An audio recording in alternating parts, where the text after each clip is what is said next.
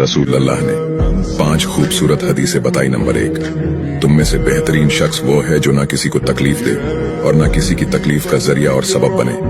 Number 2, जो शख्स दिन में 10 मरतबा सूरतुल इखलास पढ़ेगा यानी कुल हु अल्लाहु अहद, ये पूरी सूरत पढ़ेगा, अल्लाह ताला जन्नत में उसके लिए महल बना देंगे।